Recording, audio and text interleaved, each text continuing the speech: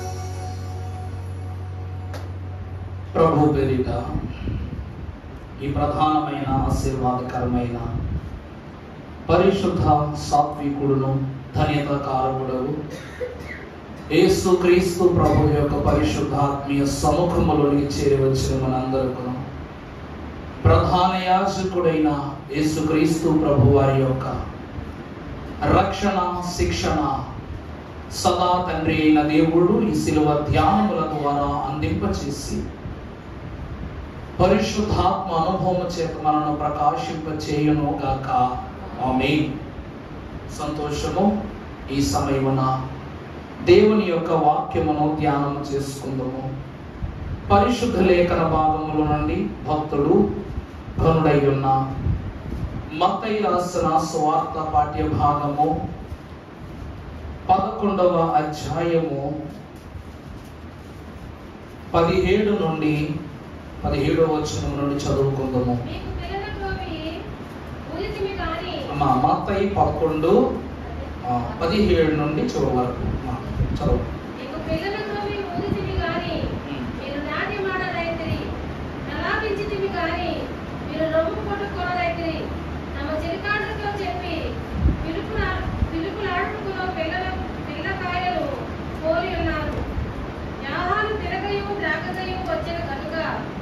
దయ్యము పట్టిన వాడని వారు అనుచున్నారు. మనుష్య కుమారుడు తినుచు త్రాగుచు వచ్చెను కనుక ఇదిగో వీడు చెడ్డుపోతు మధ్య పానీయము దుఃఖులకును పాపులకును స్నేహితులని వారు అనుచున్నారు. చాలండి. ప్రభువునందు దేవుని ప్రియబిడ్డలారా, పరిశుద్ధ వాక్యానుభవములోనికి చేరి వచ్చిన మనకు త్రిత్వ దేవుని యొక్క పరిశుద్ధ అంశమును మనం ఒకసారి చూసినట్లయితే ఇక్కడ వాక్య భాగములో ఇద్దరు వ్యక్తులు మనకు బహు చక్కగా పరిచయం చేయబడుతున్నారు. వారెవరు అనగా పరమార్థ జ్ఞాని అయిన యోహానుడును, పరము అను అర్థమునకు మూల కారకుడును, పరిశుద్ధ పురుషుడును అయ్యున్న యేసుక్రీస్తు ప్రభువును. ఈ ఇద్దరి అంతస్తులను లోకవాసులు ఎంత ప్రత్యేకముగా మాట్లాడుచున్నారయ్యా అంటే ఒక్కసారి ఆ మాటను మనం జ్ఞాపకం చేసుకున్నట్లయితే, యోహాను తినకయు త్రాగకయు వచ్చెను గనుక వీడు దయ్యము పట్టిన వాడని వారు అనుచున్నారు. మనుష్య కుమారుడు తినుచు త్రాగుచును వచ్చెను గనుక ఇదిగో ఈయనెవరంట? తిండిపోతును, మద్యపానీయును, సుంకరులకును, పాపులకును స్నేహితుడని వారు అనొచ్చు ఉన్నారు. చాలా సంతోషం అండి. ఒక చిన్న ప్రార్థన చేసుకుని వాక్యంలోనికి వెళతాం. మహిమా సంపన్నుడవును, పరలోక జ్ఞాన సంపన్నుడవును, రక్షణాధారమై ఉన్న మా యేసు ప్రభువా నీకు అనేక వందనములు. కృతార్థులము, శరణార్థులము, జ్ఞాన వివేచనకు యోచనకు అర్థము కాని స్థితిలో సాగుచున్న బలహీనులము ప్రభువా. అందుకనేనేమో నాయన నీవు చేలు మేలు సైతము కీడుగానే ఎంచువారముగా మేము తయారైపోయా. పరలోకమంతయు ఉయ్యాలో, పరమ సంతోషమే ఉయ్యాలో అన్నారు. ఈ లోకమున జనించిన నిన్ను చూచి పరలోకం ఆనందపడుతుంది. ఈ లోకమున మా నిమిత్తము జనించిన నిన్ను చూచి మేము ఆనందపడటం లేదు. ఈ దిన వాక్యము ద్వారా ఆనాటి ప్రజలు నిన్ను ఏ రీతిగా చూచారో, ఈ దిన వాక్యము ద్వారా మేము నిన్ను ఏ రీతిగా చూడాలో మాకు మీరే అగుపరచుమని పరిశుద్ధాత్మ సహితుడై మాకు నిత్యము పరిశుద్ధ బోధలను చేయుచు నడిపించుచు మా యొక్క లోకపు తలాంతులను కొట్టివేసి పరలోక ప్రభావము చేత మమ్ములను శుద్ధి చేయుచు ఉన్న మహాపరిశుద్ధుడును సర్వోపకారియను యేసు నామమున మిక్కిలి వినయముగా బ్రతిమలాడి వేడుకొనుచున్నాము తండ్రి. ఆమేన్. త్రిత్వ దేవుని యొక్క కృపయు సమాధానమయు ప్రాణప్రియుడు ప్రభువు సదా మనకు దయచేయును గాక. ఆమేన్. ప్రభువునందు దేవుని ప్రియబిడ్డలారా, ఎంత ఆశ్చర్యకరమైనటువంటి మాటలో దేవుని వాక్యములో ఈ దినము మనము వినుచున్న సంగతులు ఎంత ప్రత్యేకమైనటువంటి సంగతులు. ఇక్కడ ఇద్దరు వ్యక్తుల మీద పడినటువంటి మాటలు ప్రపంచము ఇద్దరిని ఒకేలా తిడుతుంది కానీ వేరు వేరు అర్థాలతో తిడుతుందట. ఆ మాట అర్థమవుతుందండి. మంచోడు అని చెప్పే మాటను చెడ్డగా చెప్తున్నారట. యేసుక్రీస్తు ప్రభువారి యొక్క మాటను మనము కాసేపు ప్రకటించినట్లయితే, యోహాను మహాభక్తుడు దయ్యము పట్టిన వాడై ఎవరి ఇంటికి ఆయన వెళ్ళకుండగా, అదవుతుందండి, యోహానుడు తినకయు త్రాగకయు గనుక వీడు దయ్యము పట్టిన వాడని వారు అనుచున్నారు. అలాగనే మనుష్య కుమారుడు ఎవరట? తినుచు త్రాగుచు ఇంకేమిటంట వచ్చెను గనుక ఇదిగో వీడు తిండిపోతూను, మద్యపానీయును, సుంకరులకును, పాపులకును స్నేహితుడని వారు అనుచున్నారు. అయినను జ్ఞానమని అని క్రియలను బట్టి తీర్పు పొందుతురని. ప్రభువునందు దేవుని ప్రియబిడ్డలారా, ఈనాడు ప్రపంచముతో మనకు ఉన్నటువంటి పొంత ఎలా ఉందంటే, ఊరకని ఉన్న బాధే, అలాగని కల్పించుకున్న బాధే. యేసు ప్రభువారు ప్రతి ఒక్కరిని ఆయన పరామర్శ చేస్తూ వారి కష్టములలో, సుఖములలో, సంతోషములలో ఆయన సహకారివై ఉండి అన్ని విషయములలో ప్రభువే నడిపింపు చేస్తూ ఉన్నప్పుడు నడుస్తున్నారు. కానీ ఏమంటున్నారట మరి కొందరు, ఈయనకు వేరే పనేమి లేదు, ప్రతి ఒక్కరితోనూ స్నేహం అంటాడు, ప్రతి ఒక్కరితోనూ రక్షణ అంటాడు, ప్రతి ఒక్కరిని దేవుని యొద్దకు రమ్మంటాడు, వీరికి పనేమి లేదు. మంచోళ్ళతో స్నేహం చేస్తే మంచోళ్ళు అవుతారు, చెడ్డవాళ్ళతో స్నేహం చేస్తే ఏమవుతారంట? చెడ్డవాళ్ళు అవుతారంట. పోనీ యేసు ప్రభు వారు పాపులైనటువంటి వారిని రక్షించుటకు ఈ లోకమునకు వచ్చి ఉన్నారు గనుక ఆ చూపులో పాపుల యొద్దకు వెళ్ళి రక్షించడాన్ని బట్టి ప్రభువును నిందించరనుకుందాం.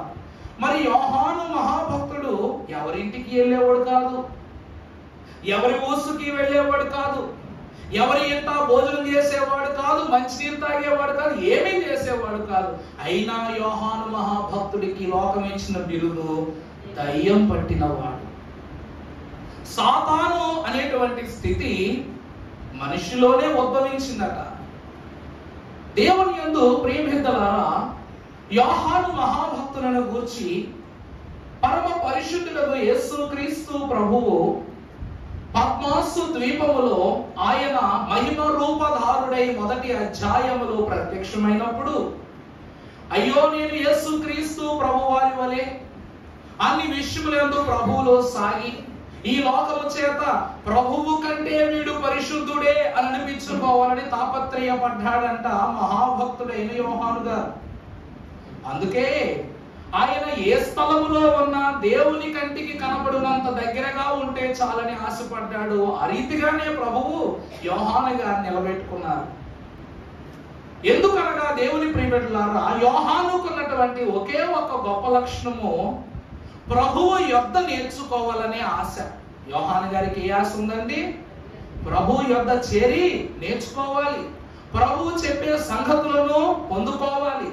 కానీ ఇక్కడ లోకము ప్రభువుతో తిరగటం వలన ఇతనిని ఏమంటుందంట? దయ్యము. అంటే నా ప్రభు పరిశుద్ధుడు, ఆయన ఎవరింటికి వెళ్ళినా ఆయన పరిశుద్ధపరుస్తారే కానీ వారి పాపము నా ప్రభు యొద్దకు రాదు. అందుకే మహాభక్తులు రక్షణ పద్యాలు రాశారు. పాపులనంటి నన్ను పాపములంటని వాడు, రోగులనంటి నన్ను రోగములంటని వాడు. చూసారా? ఆయన పాపులను అంటుకున్నను పాపములంటని వాడు, రోగులను అంటుకున్నను రోగములంటని వాడు, వ్యాధులను నయము చేసిన వ్యాధి బారిని పడని వాడు ఆయనే మనుషుడగు యేసుక్రీస్తు ప్రభువు అన్నారు. అందుకు యోహాను మహాభక్తుడు ఏం చేసేవాడంట? నా ప్రభు అంత శక్తి నాకు లేదు, కానీ ప్రభువును చూసి నేను నేర్చుకోవాలి, ఎన్నో సంగతులు నేర్చుకోవాలని ఆశతో యోహాను ఎప్పుడు ప్రతి వారి ఇంటి గుమ్మం బయట నిలబడి చూస్తూ ఉండేవాడట. ఎందుకంటే ఇచ్చే తలంపులో చెడు ఉంటే తీర్థమైన విషమైపోతుందట. పెద్దవాళ్ళు ఏమన్నారండి?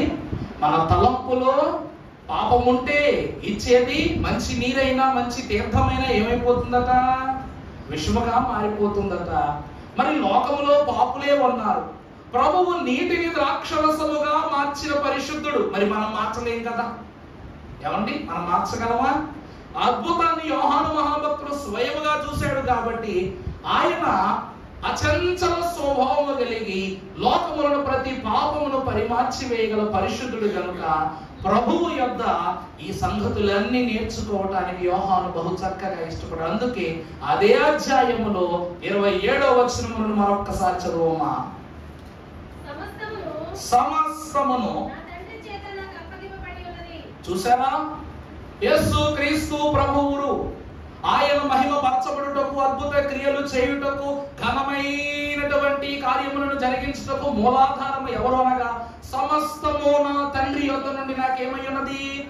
అప్పగింపబడి ఉన్నది. తరువాత తండ్రి కాక ఎవడును కుమారుని ఎరుగడు, కుమారుడు కాకను కుమారుడు ఎవడును తండ్రిని ఎరుగడు, ఆయనను బయలుపరచ నుద్దేశింపడు. తరువాత ఎరుగడు. జనులారా రండి. చాలండి. ప్రభునందు ప్రియమిత్రులారా, యేసు క్రీస్తు ప్రభువారు ప్రతి గృహములకు వెళుతున్నది ఎందుకంటే ప్రభువారు మంచోళ్ళ ఇళ్ళకంటే ఎక్కువ చెడ్డవారి ఇళ్ళకే వెళ్ళేవారు. ఎందుకంటే చెడును నయము చేయుటకే కదా ఆయన ఈ లోకానికి వచ్చింది. అర్థమవుతుందా అండి? ఈ రోజు మన ఇంటి ఎదురుగా మురికి కాలువ ఉంది. మురికి కాలువ మస్తు భయంకరమైనటువంటి వాసన వస్తుంది. వాసన వస్తే తలుపులు వేసుకున్నంత మాత్రాన ఆ దారిద్ర్యము మన దగ్గరికి రాకుండా ఉంటుందా? ఈ రోజు కాకపోతే రేపు తెరవాలి, ఎల్లుండి తెరవాలి, ఆవులు ఎల్లుండి తెరవాలి. ఇలా దినదినము తలుపులే మూసుకుంటున్నావు, అక్కడ భయంకరమైనటువంటి దుర్వాసన పెరిగిపోతూ ఉంది. దాన్ని శుభ్రం చేయాలా, తలుపులు వేసుకోవాలా? ఆ మాట అర్థమవుతుందండి మీకు? దాన్ని శుభ్రపరిస్తేనే ఈ దుర్వాసన నుండి నీకు ఉపశమనం. అలాగని చెడు ఒక చోట ఉన్నదని తెలిసి దాన్ని పంచుకు వెళ్ళకుండా, దాన్ని సరిచేయకుండా, దాని కొరకు విశ్వాసులమైన మనము ప్రార్థించకుండా ఉన్నట్లయితే మనకు కలిగేటువంటి శోధన ఏమిటి అయ్యా అంటే, ఈ చెడు ప్రక్క వారికి, ఆ పక్క వారికి, ఈ పక్క వారికి అంటే ఇల్లు కాస్త వీధవుద్ది, వీధు కాస్త కాలనీ అవుద్ది, కాలనీ ఊరవుద్ది, ఊరు మండలం అవుద్ది, అలా రాష్ట్రము, దేశము, యావత్ ప్రపంచం అంతా ఏమైపోద్దంట? పాపము పరిపక్వత చెంది దేనికంటుంది? అందరినీ మరణంలోకి ఎట్టేస్తుంది. ఇప్పుడు ఈ దుర్వాసనే కదా వదిలేస్తాం, సరే ఎవడొకడు శుభ్రం చేస్తాడు అనుకుంటాం. అది పెరిగి పెరిగి అక్కడ దోమలు చేరతాయి. ఆ దోమలు నువ్వు తలుపు తీసినప్పుడు నీ ఇంట్లోకి వచ్చి నిన్ను కొట్టి మలేరియా వస్తే నీ పరిస్థితి ఏంటి? అది ఎక్కడ దాకా తీసుకుపోద్ది? నిన్ను మరణ పంచు దాకా తీసుకువెళ్ళిపోద్ది. ఎందుకు ఈ మాట ప్రభు అంటున్నారంటే, ప్రయాసపడి భారము మోయించున్న, పాప భారము మోయించున్న సమస్త జనులారా నా యొద్దకు రండి. ఇది ప్రభు మాట. కానీ నా యొద్దకు రండి అన్న ప్రభువే వాళ్ళందరి ఇళ్లకు వెళ్ళారు. ఆయనే వారి యొద్దకు వెళ్ళి ఏం చేశారంట? నయము చేశారంట. ఎందుకు ప్రభు నయం చేశారంటే, తర్వాత చదువమ్మా. ఎందుకు ప్రభు నయం చేశారంటే, నేను సాత్వికుడును, దేన మనస్సు గలవాడను కనుక మీ మీద నా కాడి ఎత్తుకుని నా యొద్ద నేర్చుకునుడి, అప్పుడు మీ ప్రాణములకు విశ్రాంతి దొరుకును. ఎలయనగా నా కాడి సులువుగాను, నా భారము తేలికగాను ఉన్నవి. ప్రభునందు ప్రియబిడ్డలారా, ప్రభు ఏమంటున్నారు? నేను సాత్వికుడను, మీరేం చేయాలి? నా యొద్దకు వచ్చి నేర్చుకోవాలి. ఎందుకు ప్రభు యొద్ద మనం నేర్చుకోవాలి చెప్పండి? ఈరోజు మన అయ్యగారే రాస్తున్నారు, ఆయనను చూసిన అంతయు, అంటే దేవుని యొద్ద మన క్రియలను సరి చేసుకునే ఎన్నో శుభ లక్షణములు ఉన్నాయి. సూర్యుడు పువ్వులకెంతో సొగసైన రంగులద్దును, సూర్యుడైనట్టి యేసు శుభ గుణములు అద్దును. ప్రభు ఏం చేస్తారంట? శుభకరమైన గుణములను అద్దుతారట. మరి గత దినము అనగా శనివారం సాయంకాలం 10వ రోజు సాయంకాలం మనం ఎవరి గురించి తెలుసుకున్నాం? మనం ఎవరి గురించి జ్ఞాపకం చేసుకున్నాం? దొంగ. ఈ దొంగకు పరిశుద్ధమైనటువంటి 7 లక్షణాలను గురించి మనం మాట్లాడుకున్నాం. అందులో మొదటి లక్షణం అవకాశమును సద్వినియోగపరుచుకునుట. అతనుకు రాక రాక ఒక అవకాశం వచ్చింది. ఎంతటి గొప్పవాడైనా సరే 100కు 100కి 100 వస్తేనే సంపూర్ణత.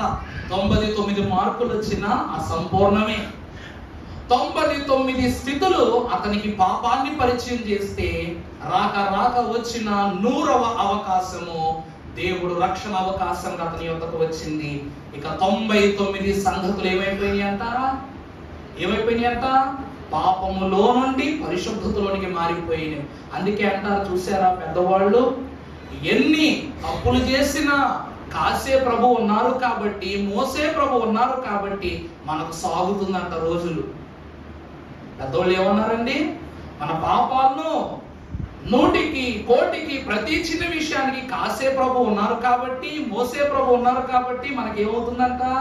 రోజు ముందు గడుస్తుందంట. అమ్మయ్యా ఈ రోజు గంధం గట్టెక్కిందిరా అనుకుంటాం. ప్రతిరోజు అలాగే ఉంటది. కారణం ఏంటంటే ప్రభు ఏం చేస్తున్నారంట? భారము ఎత్తుకుంటున్నారంట. ప్రభు వాక్యం సెలవిస్తుంది, చదువమ్మా మాట, మీరు నా కాడి ఎత్తుకొనండి. ఎందుకు? అప్పుడు మీ ప్రాణములకు ఏమగును? దేవుని వాక్యమనే కాడిని ఎత్తుకొనడం ద్వారా మన ప్రాణములకు ఏం కలుగుద్ది? విశ్రాంతి కలుగుద్ది. ఇంకోటి ఏంటమ్మా? ఏలయనగా ప్రభు యొక్క కాడి ఎలా ఉంటదట? ఆయన పరిశుద్ధుడు కనుక నీకు పరిశుద్ధతనిస్తున్నాడు. ఈ పరిశుద్ధత నీ మనసు తేలిక చేస్తుందా, భారంగా చేస్తుందా? మీకు ఒక మాట చెప్తున్నా, మీరు అందరూ ఆడోళ్ళు, బంగారాలు కాబట్టి మీ ఆడవాళ్ళందరికీ కంచి పట్టు చీరల గురించి బాగా తెలుసా? ఎప్పుడైనా విన్నారా? ఎందుకెందో కొనిపించుకునే వాళ్ళకి తెలియకపోవడం పెట్టిండో కాకపోతే. ఈ కంచి పట్టు చీరలట తయారు చేసేటప్పుడు వారు ఇంకా బాగా ధనికులైన వారు, డబ్బున్న వారు ఆర్డర్ చేయించుకునేటువంటి చీరలో బంగారాలు పొదుగుతారంట. నిజమైన బంగారం పొదుగుతారంట. బంగారపు దారాలతో నేస్తారట. ఈ నేత చేసినప్పుడు సర్వసాధారణంగా గ్రామ్ బంగారం అయినా చేతికి వెయిట్ ఇచ్చినటువంటి ఒక 8 గ్రాముల బంగారం చేతిలో తీసుకుంటే ఒక మాదిరి బరువు ఉంటుంది. ఎప్పుడైనా మీరు చూసారో లేదు. ఉంగరం చేయించుకున్నప్పుడు కాదు, స్వచ్ఛంగా ఉండే బంగారం, ఏమీ కలపనటువంటి బంగారం ఎలా ఉంటది? చాలా వెయిట్ ఉంటది. ఈ బంగారపు దారాలట అంతే స్వచ్ఛంగా ఏమీ కలపకుండా అద్ది బంగారాలతో చీరలు తయారు చేస్తారంట.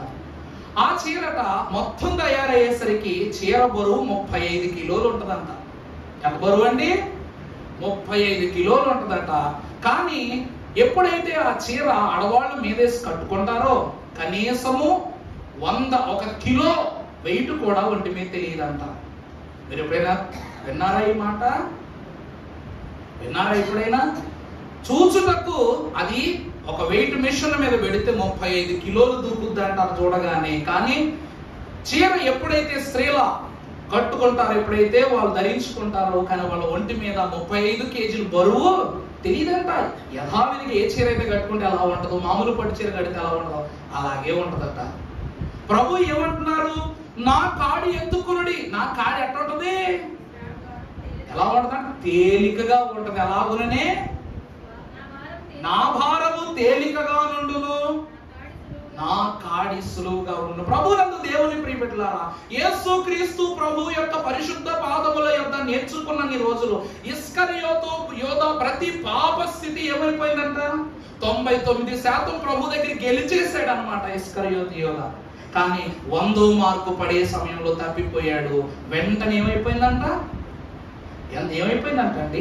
మనం పాడుకున్నారుగా, మారు మనస్సు పొంది దేవుని మాట వినకున్నా భూమి అందున పేరొందిన విశ్వాసి అయినా చేరుకొనుట 99 మార్కులు ఎంచుకున్న ఇస్కరియోతు యోధ ఉన్న బలంగా తన మనస్సును లోకమునకు సాతానుకు అప్పగించడం బట్టి 99 మార్కులు కాస్త ఒక్కసారి ఏమైపోయినాయంట? 0కు వెళ్ళిపోయినాయి అంట. కారణం ఏమిటంటే 100 సార్లు మంచి చేసిన ఒక్కసారి దొంగతనం చేస్తే 100 సార్లు చేసిన మంచి ఏమైపోద్ది? దొరతనం, దొంగతనం అయిపోద్దట. అలాగనే ఈ లోకములో పాపములు భరిస్తున్న మనము యేసు క్రీస్తు ప్రభు వారి యొక్క రక్షణ కాడిని మోసినట్లయితే నీ పాపపు కాడి ఏమైపోతుందంట? సులువైపోతుందట. అందుకే ప్రభు అన్నారు, నా యొద్దకు వచ్చి మీరు ఏం చేయండి? నేర్చుకోండి. ప్రభువు యొద్ద ఒక గొప్ప నీతి నేర్చుకున్నాడు అన్నమాట మహాభక్తుడైనటువంటి దొంగ. ఆయన భక్తుడే అనాలి. పేరు లేకపోయినా పేరుండిపోయింది పరలోకంలో. ఆయనకు అర్థమవుతుందండి? ఈ లోకములో పేరు పెట్టబడలేదు, కానీ పరలోకంలో ఆయనకి ఏముండిపోయిందంట? పేరుండిపోయింది. ఏమని అంటే, నేడు నీవు నాతో ఎక్కడుంటావు అంటే ప్రభువుతో తొలి పరిచయములోనే అతను ఏం పొందుకున్నాడంట? పరలోకపు అంతస్తును, పరదేశి యొక్క అంతస్తును అతను సంపాదించుకున్నాడంట. మొదటి అంశము అవకాశ సద్వినియోగము. రెండవ అవకాశము ప్రభువు ప్రవర్తనను చూసి తన ప్రవర్తనను సరి చేసుకోవడం. పరిశుద్ధ లేఖన భాగంలో నుండి మహాగణుడు శ్రేష్ఠుడైన దేవదేవుడు సెలవిస్తున్న మాట హెబ్రీలకు రాసిన పత్రిక 12వ అధ్యాయం 1వ వచనం ఒక్కసారి చదవండి అమ్మా. ఇంత గొప్ప సాక్షి సమూహము మేఘము వలె మనలను ఆవరించి ఉన్నందున మనము కూడా ప్రతి భారమును విడిచిపెట్టి, చూడండి, ప్రతి పాప భారమును సులువుగా చిక్కున పెట్టు సంగతులను విడిచిపెట్టి విశ్వాసమునకు కర్తయును దానిని కొనసాగించువాడును అయ్యున్న చూచుచు పందెములో. చాలా సంతోషం అండి. మన వైపు ఉంచినటువంటి పందెపు రంగంలో ఎవరిని చూస్తూ పరిగెట్టాలి? యేసు వైపు చూస్తూ పరిగెట్టాలి. ప్రభువుని చూస్తే చాలు ప్రవర్తన మారిపోద్దా? నన్ను చూస్తున్నా, మీ ప్రవర్తన ఏమైనా మారిపోయిందా? ఇన్ని బోధలు వింటున్నారు, ప్రవర్తన మారిపోయిందా? మారలేదని చెప్తానికి అసలు బాగలేదు. మీకు మారిందని చెప్పాలా? ఏం మాట్లాడుతున్నారు అసలు? ఇన్ని వాక్యాలు విన్నాం అయ్యగారు. మాలో ఏ క్షణమైనా ఏ దినమైనా కాస్తో కోస్తో అయినా దేవుని యొక్క ఆలోచన పనిచేయక మానలో ప్రవర్తన మారలేదని ఎందుకు చెప్తున్నారు? గతంలో స్తుతులు చెప్పరు, మీరు స్తుతులు చెప్పట్లా. వేదిక ఎక్కడ, మీరు వేదిక ఎక్కట్లా. ఇదిగో వీళ్ళు పాటలు పాడమని కాళ్ళు పెట్టుకుని బతిమాడుకుంటే తక్కువ. కానీ ఈరోజు మాట కన్నా ముందే దేవుని యొక్క పనిలోనికి పరిగెత్తుకు వస్తున్నారు. మార్పు ఉందా లేదా? దేవుని వైపు చూస్తే మార్పు ఉందా లేదా? ఒకప్పుడు తెల్ల చీర కట్టమంటే ఎంత బాధ, ఈరోజు తెల్ల చీర కట్టకపోతే మీకు బాధ. ఎందుకు? దేవుని ఎదుట వస్త్రశుద్ధితో పాటు ఆత్మశుద్ధి కూడా దేవుడు మీకు ఏమి ఇచ్చాడంట? అనుభవంగా ఇచ్చాడు. మార్పు ఉందా అని అడుగుతున్నారు. గతంలో మీరు ప్రార్థనకు ఎన్నేళ్ళకు తిరిగారో నాకు తెలియదు, కానీ ఈ 5 ఏళ్లలో ఎన్నేళ్ళకు తిరిగారో సాక్ష్యాలుగా చెప్తున్న వారు మీ ఎదుట, అర్థమైందా? మీ ఎదుట ఉంచబడిన పందిపు రంగంలో మీరట యేసు వైపు చూస్తూ పరిగెత్తారు కాబట్టి ఎన్నో సాక్షులు. ఇప్పుడు చెప్పండి, మార్పు ఉందా లేదా? తలకాడిస్తారు. ఒక మాట వదిలే ముందు విని ఆ మాటకు సమాధానం ఇవ్వాలి. ఇదే మాట పెద్ద అధికారులు అయినటువంటి వారి బదులు ప్రభువే అడుగుతారు. ఎంతమంది చెప్తాము అని తప్పేస్తామా? దేవుని ప్రియబిడ్డలారా, దొంగ కూడా గతం గతః అనుకున్నాడు. ఎందుకంటే ఒక మనిషిని ఇష్టపడటానికి ఒక సందర్భం చాలు. ఈయన ధనుడని చెప్పటానికి ఎదుట నిలబడి చేరి స్తుతించుచున్న సాక్షి సమూహం చాలు. ఎందుకంటే ప్రభు వారు యెరూషలేము కుమార్తెలను దాటి, యెరూషలేము పురవీధులను దాటి గొల్గోతా వరకు నడిచిన ప్రతి క్షణము ఈ పక్కన దొంగలు కూడా వాళ్ళు సిలువలు మోసుకొస్తున్నారా లేదా? చెప్పండి. ప్రభువే కనబడుతున్నారు మీకు, పక్కన సిలువలు మాత్రం సైనికులు పెట్టి మోయించారా? వాళ్ళే మోస్తున్నారు. ఈ కుడి వైపు ఉన్న దొంగట శిక్ష అమలు చేసిన క్షణము మొదలుకొని ప్రభువును చూస్తూనే ఉన్నాడంట. ఆయన కోసం ఎంతమంది తల్లులు కడుపు కోతతో ఏడుస్తున్నారు, ఎంతమంది పిల్లలు ఏడుస్తున్నారు, ఎంతమంది స్వస్థత పొందుకున్న వాళ్ళు, ఎంతమంది మార్పు చెందిన వాళ్ళు ఉన్నారన్నది అడుగడుగునా చూస్తున్నాడంటాడు. తనకు తన సిలువ కన్నా, తన మోయుచున్న కాడి కన్నా ప్రభువు యొక్క కాడి మోయటమే సులువుగా భావించి ప్రభు ప్రవర్తన అంతా ఏం చేసుకున్నాడంట? నెమరేసుకున్నాడంట. కొండెక్కారు, ఎంతమంది వస్తారో చూస్తున్నాడంట. తనకు తన నొప్పి కనబడట్లా, తన తప్పు కనబడట్లా, తన ఓర్పుతో ప్రభువు కొరకు అంగలారుస్తున్నటువంటి తల్లుల యొక్క మనోవేదనను గమనిస్తున్న ఈ కుడివైపు దొంగ ప్రభువును చూసి ఒక క్రొత్త విషయమును నేర్చుకున్నాడంట. ఏమిటి అంటే, ఒకసారి చదువమ్మా. ఇదిగో ఇంత గొప్ప సాక్షి సమూహము మేఘము వలె. చూసారా? ఆ దినమున గొల్గోతా పరిశుద్ధ పర్వతము చుట్టూ విశ్వాస సమూహం ఎలా ఆవరించుకున్నదంట? మేఘము వల్ల ఆవరించుకున్నదట. ప్రతి చోట బొమ్మలు చూసి చూసి అక్కడ మరియమ్మ గారు, యోహాను గారు, కుడివైపు ఉన్నటువంటి దొంగ, ఎడమ వైపు ఉన్న దొంగ, శతాధిపతి పొడిచినటువంటి సైన్ ఎల్లే ఉంటారు అనుకుంటాం. కానీ ఆ పర్వతం అప్పటి వరకు శపింపబడిన స్థలము. కానీ ప్రభువు ఎంత పరిశుద్ధుడు, ఎంత కరుడు, సాక్ష్యమును నిరూపణ చేయుటకు ఎంతో ప్రజలు ఆ పర్వతము చుట్టూ ఉన్నారంట. ఈ సాక్షి సమూహమును కనులారా చూస్తూ ఏమంటాడంట దొంగ? చదువు ఒకటి. మనము కూడా ప్రతి భారమును, పాపమును విడిచిపెట్టి ప్రభువుని ఏమంటున్నాడు? ఈ రోజు నేను భరిస్తున్నా ఈ శిక్ష, కానీ ఎంత అదృష్టం ఎవరికేం దొరుకుతుందా? ఈ ప్రభువుతో ఈయన పక్కన నిలబడగలిగి అసలు ఈయనతో పాలిభాగస్వడమే గొప్ప సంగతి. ఈయన కోసం ఎంతమంది ఏడుస్తున్నారు. ఈ అవకాశంను చేజార్చుకోకూడదు. ప్రభు ఎంత గొప్పవాడు అని తెలియచేస్తూ ఏం చేస్తున్నాడంట? ఈనాడు విశ్వాసమునకు కర్తయు కొనసాగించువాడును అయి ఉన్న యేసు వైపు చూచుచు ఇప్పుడు తన ఎదుట ఏముంచబడిందంట? 100కు 100 మార్కులు పూర్తి చేసుకునే పందెపు రంగం ఒకటి సిద్ధంగా ఉంది. ఈ ఒక్క మార్కుతోనే తను ధన్యుడా లేక ధన్యత లేనివాడన్న తేలిపోతామన్నమాట. ఈరోజు దేవ మానవుడు అవ్వాలా లేకపోతే ఇక మానవునిగానే మిగిలిపోవాలన్నది ప్రభువు ఎదుటే నిర్ధారణ చేయబడుతూ ఉంది. ప్రభువునందు ప్రియబిడ్డలారా, నిజంగా ప్రభువును చూస్తే మనసులు మారిపోతాయా అంటే, మరి పొట్టి జాకై మనసు మారలేదా? ప్రభువు నోరు తెరిచి నాకు ఒక నీ ఆస్తి పాస్తులు ప్రజలైన వారికి పంచేయి జాకయ్య అని ప్రభు ఏమని అడిగారా? అడగలేదు. ప్రభువును చూస్తూ ఆయనకు ఒక్కసారి ఆతిథ్యం ఇచ్చాడు మహాభక్తుడు. నీ గృహమునకు ఏమొచ్చింది? రక్షణ వచ్చింది. రక్షణ ఏనాడైతే తన గృహమునకు వచ్చిందో ఆనాడే తనకున్న ధనమంతా కూడా తనకు ఎలా కనబడిందంట? భారవంతమైనటువంటి స్థితిగా కనబడిందంట.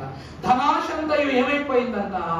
ఆ క్షణమే అతను విడిచి వెళ్ళిపోయిందంట. ప్రభువా ఈనాటి మొదలుకొని నా ఆదాయములో 3వ వంతు భాగాన్ని ఎవరికి ఇచ్చేస్తున్నా? పేదలకు ఇచ్చేస్తానని ప్రభు వైపు చూసి అన్నాడు. ప్రభువును చూచి కోరుకున్నది, ప్రభువును చూచి విడిచిపెట్టినది ఏమిటంటే లోకాశ. ప్రభు యొద్దను కోరుకున్నది పరలోకపు ధ్యాస.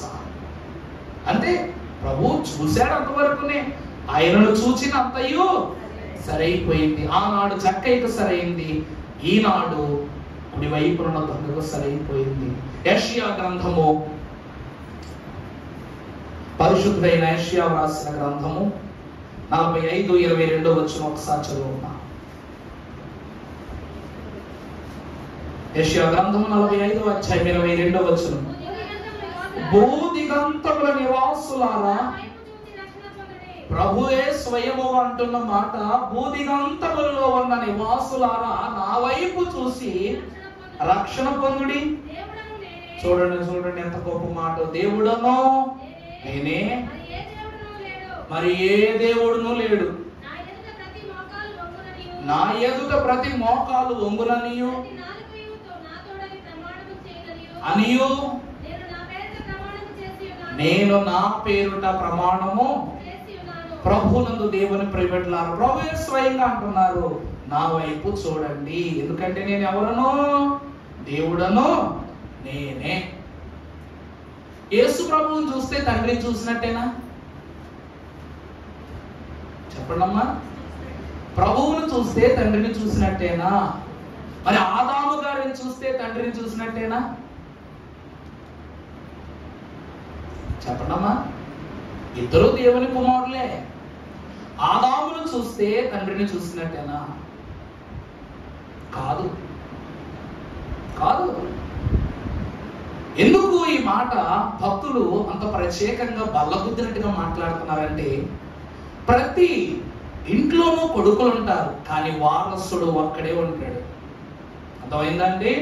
ప్రతి గృహములోనూ బిడ్డలు ఉంటారు, 10 మంది పిల్లలు ఉండటం గొప్ప కాదు, కానీ వారసుడు మాత్రం, వారసత్వం మాత్రం ఎవరికి ఇస్తారు?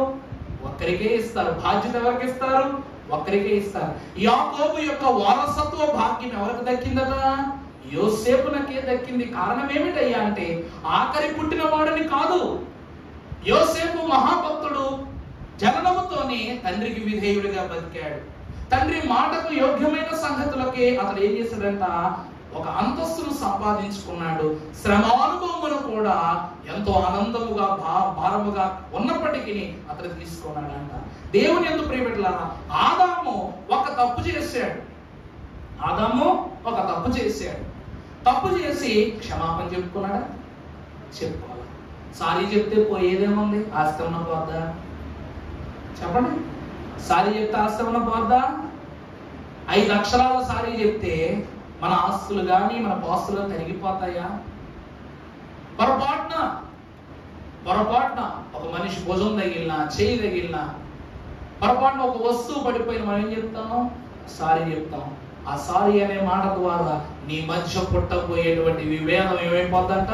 అక్కడే సమాధి అయిపోతుంది. మరి ప్రభువు ఎదుట ఇతను దోషిగా నిలబడ్డాడు. మరి తప్పు చేశారు కదా, తప్పు చేశారు. ఇదిగో ప్రభువా, నీవిచ్చిన ఈ స్త్రీ, ప్రభు మీద నేరం నెట్టేస్తున్నాడు. చూసారా? నీవిచ్చిన ఈ స్త్రీ నాకు ఈ పండు తినిపించడం బట్టి నాకు ఈ పరిస్థితి పట్టింది అని ప్రభువును నేరస్తులుగా నిలబెడుతున్నాడు. మరి యేసుక్రీస్తు ప్రభువును తండ్రి ఈ లోకమునకు పంపి సర్వలోక పాప భారమును భరించాలి కుమారుడా అని పంపిస్తే, మరి యేసు ప్రభు ఏం చేయాలి? తండ్రి నువ్వు పంపించావు, వీళ్ళేమో పాపాలు తారాస్థాయిలోనే చేసేసారు, నేను భరించలేను, నువ్వే తిప్పలబడు అని ప్రభు అన్నారా? పాత్రను చేతపట్టుకుని తండ్రి నీ చిత్తమైతే ఈ గిన్నె నా యొద్ద నుండి తొలగించు, ఇక్కడ నీ చిత్తమే సిద్ధించునుగా. కానీ తండ్రికి అణువైన ఘనమైన ఏర్పాటు తలంపులతో యేసుక్రీస్తు ప్రభు వారు మనవి చేసుకున్నారు. అందుకే ధన్యుడు ఆదామైతే ధన్యతలో నుండి జీవించిన దేవ మానవుడు ఎవరంట? యేసుక్రీస్తు ప్రభు. ఈ యేసుక్రీస్తు ప్రభు యొక్క శుభ లక్షణములను తన తలంపులో ఇముడ్చుకున్న వారు ఎవరనగా కుడివైపు దొంగ. అందుకే భక్తులు ఏమంటారు తెలుసా? గంధము మోసినటువంటి గాడిదకు ఏమంటుందంట? దాని సువాసన అంతా అంటుకుంటుందంట. ఆ గంధం మోసినటువంటి గాడిదకి ఏమంటుకుంటుందంట? సువాసన. యేసు క్రీస్తు ప్రభు వారు రక్షణ సువాసన వెదజల్లుతున్నారు. ప్రభు ఏమంటున్నారు? నా కాడి ఎత్తుకొనుడి. నా కాడి ఎలా ఉంటది? సులువుగా ఉంటది. ప్రభువు అనే కాడిని ఎప్పుడైతే అతడు ఎత్తుకున్నాడో, ఆ యొక్క స్థితిని అనుభవిస్తున్నాడో, ప్రభు యొక్క రక్షణ అంతా ఎవరికి వచ్చేసిందంట? ఎవరికి వచ్చేసిందంట? కుడివైపు దొంగకు వచ్చేసింది. ప్రభువును చూస్తూనే ఉన్నాడు. ప్రభు చేసే ఆయన ప్రతి కదలికను గమనిస్తున్నాడు. సమయం వచ్చింది, అవకాశం వచ్చింది. మొదట అవకాశాన్ని సద్వినియోగం చేసుకుని ప్రభువుని అడిగాడు. రెండవసారి ప్రవర్తన సరి చేసుకుని ప్రభువుకు దగ్గర అయిపోయాడు. ప్రభువు నందు దేవుని ప్రియబిడ్డలారా, సిలువ ధ్యాన అంతస్తు విశ్వాసికి ఏం నేర్పిస్తుంది అంటే సరి చేసుకునే అంతస్తు. విశ్వాసికి ఏం నేర్పిస్తుందండి? ప్రవర్తన సరి చేసుకో. 6 నెలల సహవాసం చేస్తే వారు వీరవుతారు, వీరు వారు అవుతారు. మనకు ప్రభువుతో 6 నెలల సహవాసం కాదు, 1000 సంవత్సరాల సహవాసం ఉంది రేపటి 2వ రాకడలో. ఆ 2వ రాకడలో అంత సహవాసము మనకు లభ్యమవ్వాలంటే ఎక్కడ ప్రభువును చూసి మన ప్రవర్తనలు ఏం చేయాలి? సరి చేసుకోవాలి. ఏ ప్రభువా నువ్వు నన్ను దగ్గరికి రానిస్తావా? ఏ ప్రభువా నన్ను దగ్గర ఉండనిస్తావా? అలాంటి ప్రశ్నలు ఏమైనా మనసులో ఉంటే అవి మనుషుల దగ్గర ఉపయోగించండి. కానీ ప్రభువు నువ్వు ఎప్పుడు వస్తావా అని చేతులు చాపుకునే ఉన్నారు. మనం ఏం చేయాలంట? మనము సరైన తరువాతే ఆయన దరిలోనికి వెళ్ళాలి, ఆయన బరిలోనికి వెళ్ళాలి. అందుకే నీ బరి భూలోకము గురి. బరి సరిగా ఉంటేనే గురి ఏమవుద్ది? నీకు చేరుద్ది. గతంలో మీకు వర్తమానం చెప్పా. బరి, దరి, గురి, గిరి. సరి. ప్రతి మనిషి బరిలో కరెక్ట్ గా ఉండాలి, దేవునికి దగ్గరగా ఉండాలి. దరి. దాని తర్వాత సిరి, పరలోకపు సిరి సంపదలతోనే అతను పోషింపబడాలి. అంతే. వెంటనే గురి యొద్దకే పరిగెత్తాలి. అంతస్తు తేడా పరిగెత్తాలి, గురి యొద్దకు పరిగెత్తాలి. అప్పుడంట మన జీవితం ప్రభువులో అంతా సరైపోతుందంట. సిలువ బరిలో ఉన్నటువంటి ఈ దొంగ తన ప్రవర్తనను సరి చేసుకుని పరలోకపు పరదైసులో ఉన్న స్వాస్థ్యమనే సిరిని సంపాదించుకుని పరలోకపు పరదైస్ అనే గురివైపు ప్రభువుతో పరిగెత్తి ఏమైపోయాడంట? సరైపోయాడంట. నేడు నీవు నాతో, ఎవరితో? నాతో పరదైసులో అని గొప్ప సాక్ష్యాన్ని సంపాదించుకున్నాడు. ఇదంతా ఎందుకంటే నా యొద్ద నేర్చుకునుడి. ప్రభు ఏమంటున్నారు? నా యొద్ద నేర్చుకోండి. ఎందుకనగా ప్రభు యొద్ద నేర్చుకున్న వారు ఇప్పటి వరకు విఫలమైనట్లు ఎక్కడ మనము వినలేదు, చూడాల. సాతానుడు ప్రభువు దగ్గర ఎన్నో విషయాలు నేర్చుకుని ప్రభువు కంటే క్రొత్త సంగతులను అలవర్చుకోవడానికి తన మనసులో చెడుతలపు పుట్టించుకున్నాడు. కాబట్టి ఏమైపోయిందంట? ప్రభువును విడిచి కిందకి రావాల్సి వచ్చింది. ఈరోజు తల్లిదండ్రులు మంచే చెప్తారు, ఒకవేళ చెడు చెప్తే చెడును మంచిగా మార్చే అంతస్తు కావాలి. చెడును మంచిగా మార్చే అంతస్తు కావాలి. ప్రభునందు ప్రియబిడ్డలారా, ఈ దినమున మనము కూడా సిలువ ధ్యాన భాగ్యములో ఉన్న మనము కూడా మన ప్రవర్తన అంతా ఏం చేయాలట? సరి చేసుకోవాలి. సరి చేసుకుంటారా? మరి సరి చేసుకుంటారా? ఈరోజు మనం అందరం దొంగలమే. ఎందుకంటే కంటికి కనబడని ఎన్నో క్రియలు మన జీవితంలో జరుగుతున్నాయి. నీకు తెలుసో తెలియకో, ఈ లోకమున కనబడకో మన జీవితము ఇంకా దొంగలాగే ఉంది. మనము లోకమును చెప్పుకుంటే బాధాకరము కాబట్టి మనము దొరలాగే ఉంటున్నాం. కానీ ఏనాడు లోకమునకు గుడ్డు దొరికేస్తామో అప్పుడు లోకం మనల్ని ఏం చేస్తాంట? హేళన చేసేస్తాంట, హేళన పరుస్తుందంట. అప్పుడు మనం ప్రభువుకు సమాధానం చెప్పుకోగలమా? అందుకే ప్రభు ఏమన్నారు? రేగా త్వరగా పడకో, ఓర్చుకో నీ కన్యాయమైనను ఓర్చుకో.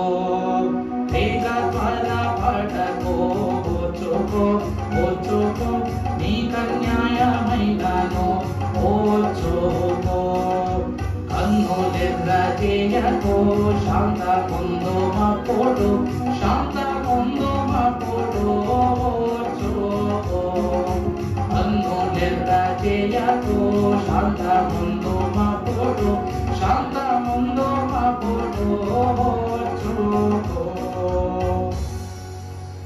ప్రభునందు ప్రియబిడ్డలారా, అట్టి శాంత స్వరూపము కలిగినటువంటి ప్రభువు తన యొద్ద నేర్చుకునే అంతస్తును మనకు దయచేసి ఈ దినమున ఆయనను చూస్తూ ఆయన ధ్యాన మహిమలోనికి ప్రవేశించే ధన్యత త్రిత్వ దేవుడు మనకు దయచేయును గాక.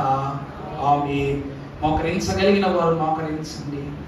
తదుపరి వారు మీరున్న స్థలముల్లోనే ప్రభు వైపు చూస్తూ ఆత్మవశులై పరమ జ్ఞాన సంపన్నుడైన దేవుని యొక్క నామమును తలంచుకుంటూ ఘనమైన ధ్యానాంతస్తులోనికి ఏకీభవించండి. ప్రభువు ద్వారా మనకు కనపరచబడిన ప్రతి సత్యము, ప్రభువు యొద్ద నుండి మనకివ్వబడిన ప్రతి అమూల్యమైన తలంపు, మనము లేదన్నది, కాదన్నది, ఉన్నదన్నది, మన వల్ల కాదన్నది ఎన్నో ఉన్నవి. ఎన్నున్నను అన్నీను తొలగించు మన ప్రభు. ఎన్ని ఉన్ననో అన్నిటినీ